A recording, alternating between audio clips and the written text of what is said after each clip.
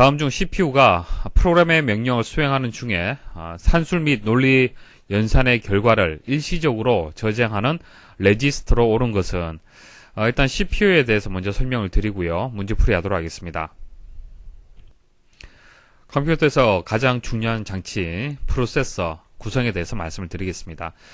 CPU, 중앙처리장치 다 같은 뜻입니다. 자, 아래쪽 그림 한번 보십시오. 여러분들 컴퓨터의 이제 본체를 한번 열어보시면요. 메인보드라는 게 있습니다. 판이 하나 이렇게 있어요. 이 판에 보면은 가운데 부분에 보시면은 이런 장치가 연결이 되어 있을 겁니다. 이게 CPU라는 장치가 되겠습니다. 사람으로 치자면 이제 두뇌와 같은 역할을 하는 것이 CPU가 하는 역할이 되겠습니다. 자, 그러면은 간단한 예시를 통해서 프로세서가 어떤 역할을 하는지 말씀을 좀 드려볼게요. 자, 1 더하기 2. 자, 이 연산을 컴퓨터를 이용을 해서 계산을 한다라고 한번 생각을 해볼게요. 자, 첫 번째 할 일은 뭐죠? 일단은 1 더하기 2라는 것을 입력을 해야겠죠. 입력을 해야 됩니다. 입력장치, 마우스라든지 키보드를 이용을 해서 입력을 해줘야 됩니다. 그럼 입력한 것은 어디에 저장이 되냐면은 컴퓨터 내부의 메모리에 저장이 돼요. 그래서 1, 2, 자, 더하라, 이런 데이터와 명령어가 메모리에 저장이 되고요. 그 다음 CPU가 있습니다. 자, CPU는 처리하는 역할을 하고요. 메모리는 저장하는 역할을 하는 겁니다. 자, 두 번째 할 일은 이제 메모리에 이렇게 저장이 되는 것이죠. 입력하면 이렇게 저장이 되고요. 그 다음 세 번째는 CPU가 호출을 합니다. 자, 호출을 뭘 호출하냐면은 명령어로 호출을 해요. 가지고 옵니다. 가지고 와요.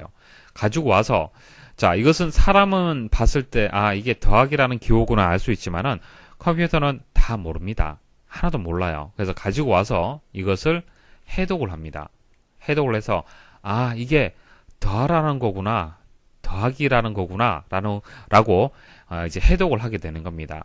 그제서야 이제 연산을 하는 거예요. 1 더하기 2라는 것을 연산을 합니다. 데이터를 가져와서 연산을 하게 되고요. 자, 그 연산한 결과를 3이란 결과를 이제 출력장치를 통해서 이렇게 모니터라든지 프린터를 통해서 여러분들한테 보여주게 되는 겁니다. 자, 이런 과정을 통해서 연산을 하게 되는데요. 그때 CPU 내부에 어떤 장치들이 어떤 역할을 하는지 그것을 여러분들이 이제 아셔야 된다는 얘기예요. 크게 4개의 장치로 구성이 되어 있습니다. 제어장치, 연산장치, 레지스터, 버스, 이렇게 4개의 장치로 구성이 되어 있습니다. 첫 번째 장치는 제어장치인데요. 말 그대로 제어하는 역할을 하는 장치가 되겠습니다.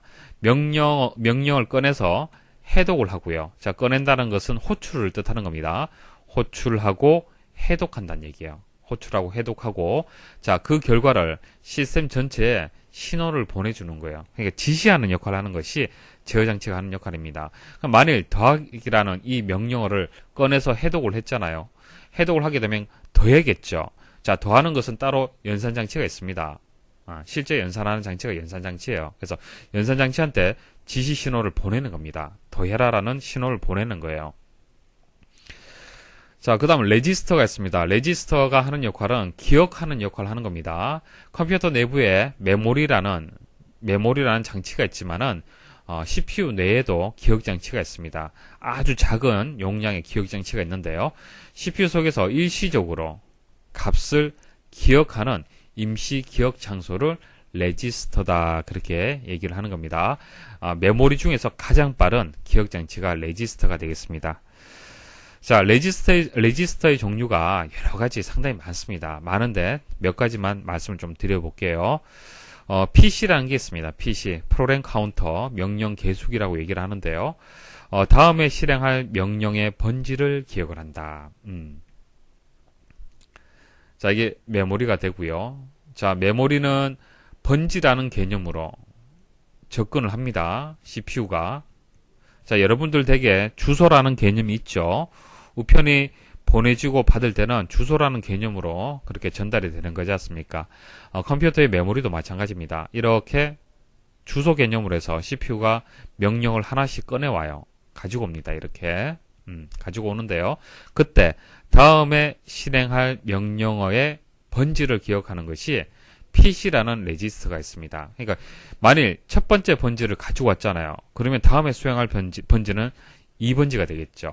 자, 2번지 가지고 왔어요. 다음에 수행할 번지는 3번지가 되겠죠. 이처럼 PC라는 레지스터가 있는데 이 레지스터에 1, 2, 3, 4 이런 식으로 다음에 실행할 명령의 번지를 기억을 하는 그런 역할을 하는 겁니다. IR은 Instruction Register, 그러니까 명령 레지스터를 뜻하는데요. 현재 수행 중인 명령의 내용을 기억을 합니다. 자, 1번지에 있는 만약 더하기다. 그럼 이 더하기를 가지고 왔을 거 아니에요. 그죠? 가지고 오면은 어딘가는 기억을 해야 될 거 아닙니까? 그게 IR이라는 레지스터가 된다는 얘기입니다. ACC는 Accumulator, 누상기를 얘기를 하는데요. 금방 1 더하기 2는 3이다라고 그 결과를 모니터를 통해서 보여준다고 말씀을 드렸는데, 일단 이 연산이 이루어지는 것은 CPU 내에서 이루어지는 것이죠. 자, 그리고 그 결과 3도 잠시 CPU에 일단 저장을 해 두고요. 그 다음 메모리로 이동이 됩니다. 그래서 잠시 이 3이란 결과, 일시적으로 저장하는 이 공간을 ACC 누상기라고 얘기를 하는 겁니다. 그래서 연산의 결과를 일시적으로 잠시 보관했다가 메모리를 거쳐서 모니터로 보여지게 되는 거예요. 그때 ACC라는 또 레지스터가 있습니다. 자, 버스는요, 지금 여기 메인보드를 보시면은 각 장치들이 이렇게 이제 연결이 될 건데요. 이 연결된 장치들끼리 이래 선이 지금 여러분도 눈에 확실하게 보이진 않지만은 이렇게 다 연결이 되어 있습니다. 이렇게 연결이 되어 있어요. 자, 이와 마찬가지로 CPU 내에도 각종 장치들이 이렇게 있다는 얘기예요. 제어장치, 연산장치, 레지스터 쭉 있는데 이 장치들도 서로 버스라는 선으로 해서 이렇게 연결이 되어 있습니다. 그래서 버스도 프로세서의 구성 중에 한 가지가 됩니다. 전달하는 역할을 하는 것이죠. 장치들 간 상호 필요한 정보를 교환하기 위해 연결하는 공동의 전송선이다. 자, 이렇게 4개의 장치로 구성이 된다는 것을 기억을 하십시오.